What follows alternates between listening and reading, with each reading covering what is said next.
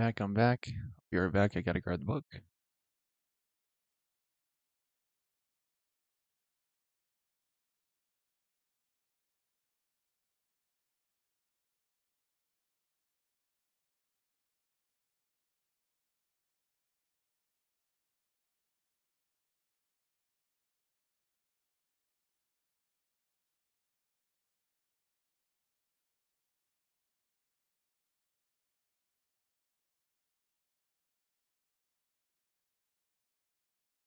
I'm thinking since today is Sunday and on the count of tomorrow being Monday, maybe I will wheel and deal with you all and just say, like, if my YouTube cannot get at least 5 viewers, I'll just end here. I will not have a Signalis episode again until Friday. Maybe I'll wait and see how I'm feeling at the end of this. We find ourselves in Principle 53. Practice uncommon appreciation. There's more hunger for love and appreciation in the world than for. That was Mother Teresa, winner of the Nobel Peace Prize. I have yet to find a man, however exalted his station, did not do better work and put forth greater effort under a spirit of approval, under a spirit of criticism. That was Charles M. Schwab, first president of the U.S. Steel Corporation. Recent management study revealed that 46% of employees leaving a company do so because they feel unappreciated. 61% said their bosses don't place much importance on them as people, and 88% said they do not receive acknowledgement for the work. I've never known anyone to complain about receiving too much positive feedback. Have you? In fact, just the opposite is true. Whether you are an entrepreneur, manager, teacher, parent, coach, simply a friend, want to be successful with other people, you must master the art of appreciation. Consider this. Every year, a management consulting firm conducts a survey with 200 companies on the subject of what motivates employees. When given a list of 10 possible things that would most motivate them, the employees always list appreciation as the number one motivator. When asked to rank order that same list, the managers and supervisors ranked appreciation number 8. This is a major mismatch. The 5 languages of love and appreciation. We found that each person has a primary and secondary language of appreciation. Our primary language communicates more deeply to us than the others. Although we will accept appreciation in all 5 languages, we will not feel truly encouraged unless the message is communicated through our primary language. Gary Chapman and Paul White, co-authors of the 5 Languages of Appreciation in the Workplace. When I wrote the first edition of this book in 2005, I talked about how it was valuable to make a distinction between 3 kinds of appreciation: auditory, visual, and kinesthetic. These are the 3 different ways the brain takes in information, and everybody has a dominant type they prefer. Auditory people need to hear it, visual people need to see it, and kinesthetic people need to feel it. For example, if you give visual feedback to an auditory person, it doesn't have the same effect as verbal feedback. The auditory person might say, "He sends me letters, cards, and emails, but he never takes the time to pick up the phone or walk over here and tell me face to face."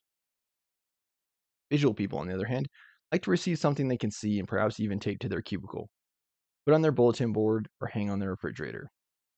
They feel appreciated when they receive letters, cards, certificates of appreciation, plaques, trophies, pictures, and gifts. Things they can see that will help them keep the memory of it around forever. You usually tell these people by their walls, bulletin boards, and refrigerators.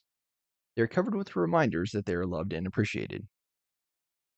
Kinesthetic people need to feel a hug, a handshake, high five, a pat on the back, a back rub, going for a walk together, going out dancing, or taking the time to play a sport together.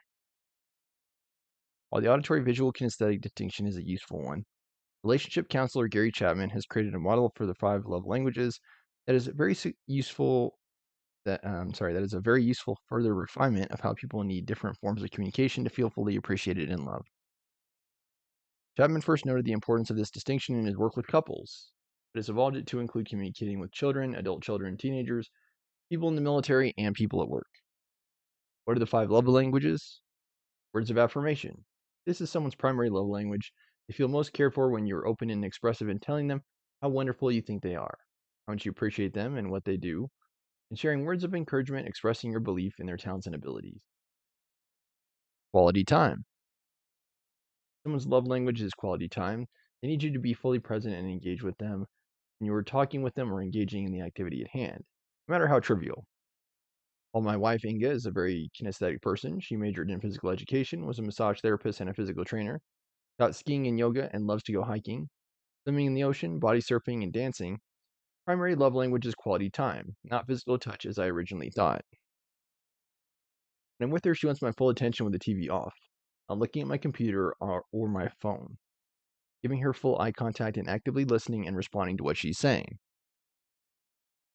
When she returns from a session with her spiritual teacher, she always comments on how present he is and how deeply he listens to her and how much she feels seen and heard by him. She loves to sit by her pool and have long conversations. She loves to go on long walks together with me or one of her close friends. Easily spend an hour on the phone with her sister talking about family members. Receiving gifts. If someone's primary love language is receiving gifts, you need to give them a gift for them to feel loved and appreciated. Daddy, what did you bring me? Receiving gifts is the primary love language of Patty Aubrey, the president of the Canfield Training Group. By bringing her back a gift from one of my travels, she knows that I was thinking about her and took the time to buy her something meaningful. It can be as simple as a bottle of melatonin when I learned she was having trouble sleeping at night, or a case of Kirin Free, favorite non-alcoholic beer that I learned about when we were eating lunch at Nobu, a Japanese restaurant in Malibu. Or it can be as expensive as the Rolex watch I bought her when we sold one of our companies that she helped build. For a thorough exploration of the 5 love languages, I recommend you read The 5 Love Languages: The Secret to Love That Lasts by Gary Chapman. 5 Languages of Appreciation in the Workplace: Empowering Organizations by Encouraging People, also by Gary Chapman. Paul White.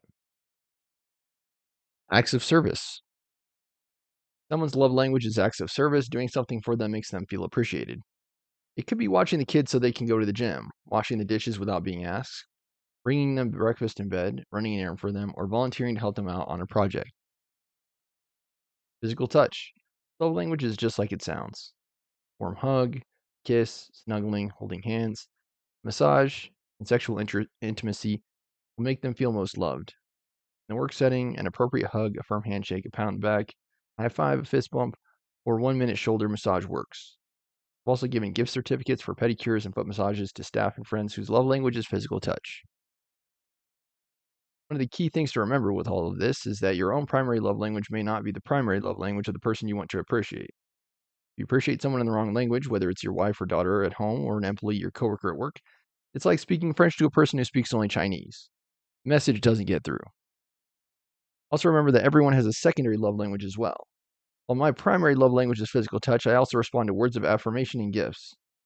Inga also loves acts of service, and my business partner Patty also loves words of affirmation. If you want to be a real pro at delivering uncommon appreciation, you want to learn which kind of feedback makes the most impact on the person to whom you are delivering it. Here are 3 quick ways to help you determine someone else's love language. Number 1, observe the person's behavior around others. One of the easiest ways to determine a person's love language is to watch how they interact with others. Most people speak in their own love language, but how they behave offers clues as to what's most important to them. How do they respond in a social setting? Are they a hugger? If so, then physical touch could be their primary language. Are they always the first one to give a compliment? In that case, words of affirmation may be their love language. Look for patterns.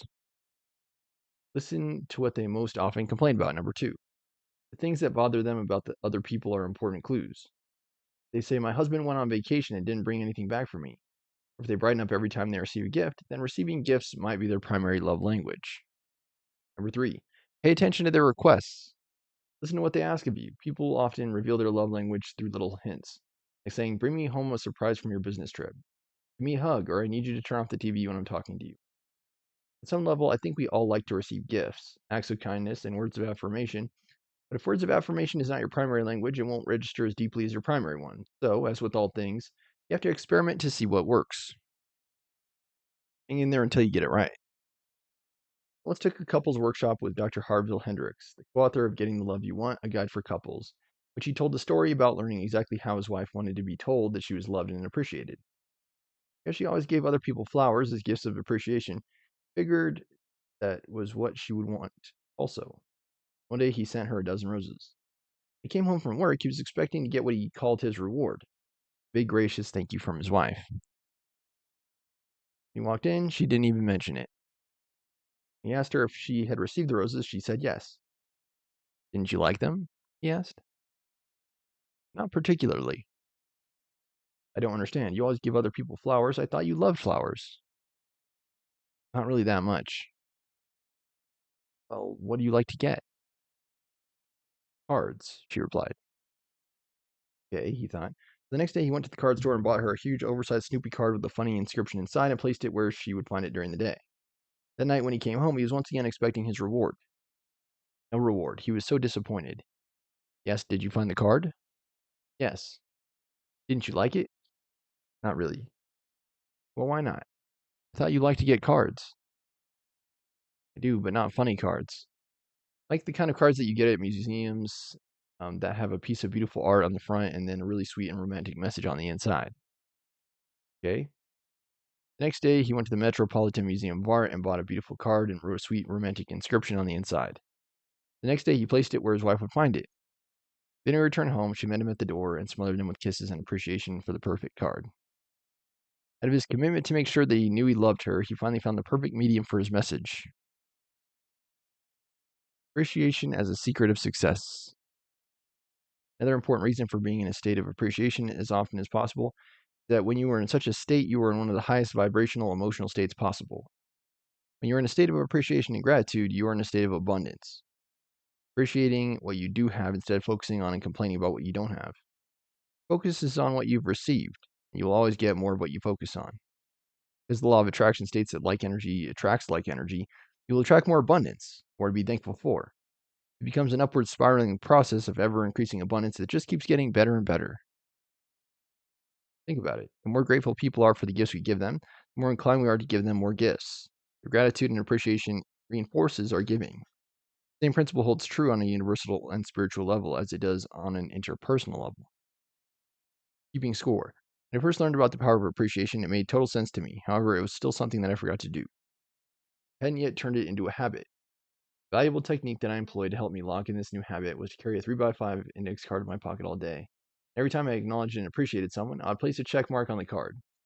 I would not allow myself to go to bed until I had appreciated 10 people. If it was late in the evening and I didn't have 10 check marks, I would appreciate my wife and children. I would send an email to several staff people, or I would write a letter to my mother and stepfather. Did whatever it took until it became an unconscious habit. I did this every single day for 6 months until I no longer needed to carry the card to remind me. Today's technology, you can also set up reminders in your smartphone or computer calendar. Anything that keeps you on track. David Cass Stevens, formerly of the Dallas Morning News, tells a story about Frank Zansky. I'm saying that right? A Notre Dame center in the 1940s who had been called as a witness in a civil suit in South Bend, Indiana. Are you on the Notre Dame football team this year? The judge asked. Yes, Your Honor. What position? Center, Your Honor. How good a center? Zansky squirmed in his seat but said firmly, Sir, I'm the best center Notre Dame has ever had. Which Frank Lee, who was in the courtroom, was surprised. Zansky has always been modest and unassuming. So when the proceedings were over, he took Szymanski aside and asked why he made such a statement. Szymanski blushed. I hated to do it, Coach, he said. After all, I was under oath. I want you to be under oath for the rest of your life and own the magnificent being you are, positive qualities you have, and the wonderful accomplishments you've achieved. That note, Principle 54 will be keeping your agreements. I had a small joke before we wrapped up today. When she says on page 427, like, what if she said, I like art museums? And he goes and gets her an art museum. What? But I thought you liked art museums. No, I'm just kidding. All right, but that should do it for Principle 53. What was Principle 53? Practice uncommon appreciation. Okay, and I see 0 viewers on my YouTube, so that means Signalis will be canceled for today also. I did not have Signalis on Friday because I was trying to stream Wuthering Waves and it didn't pan out. And I ended up switching to Signalis yesterday. That worked beautifully and terrifically. Basically, what I'm telling you is please blow up the first episode on YouTube, Stormer Show YouTube. And then I will be more inclined to do Signalis 3 days a week, Fridays, Saturdays, and Sundays, instead of just the Saturday I did this weekend. I'm having a good time too with Signalis, and I would like to again see more support on the series, because right now I'm just treating YouTube as a hobby, and if I don't see any views, I basically just do what I feel like. It's Sunday, we're heading into Monday. I'm going to be very busy tomorrow morning. And so I think my next Signalis episode will be Friday evening.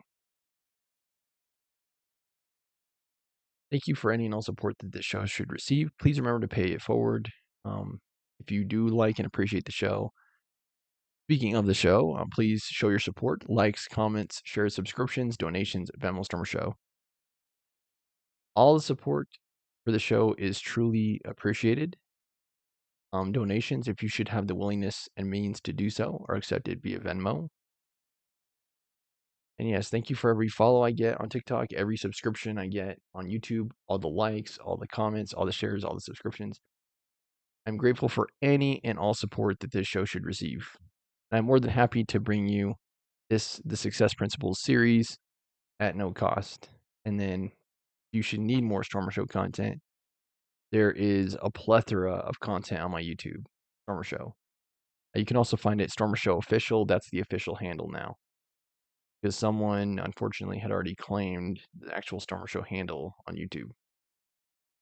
Yeah, I am under Stormer Show Official. That's how you can find me, Stormer Show or Stormer Show Official for the handle, and then you'll find me on YouTube. And then, like I said, you'll have hours upon hours of content. Yeah, it's like the Lost City of Atlantis, my YouTube channel. There are literal hours upon hours of episodes there that have yet to be watched. So it'll be like stumbling upon like the Lost City of El Dorado if you go to my YouTube channel. And yeah, and I guarantee you, if you do find it, you will never be left wanting for content. That's true, because I'm always pumping out new content. Like I said, there was a new Signalis episode just released yesterday. If you should be wanting, if you're like, see more, please visit my YouTube and just check out any of my playlists.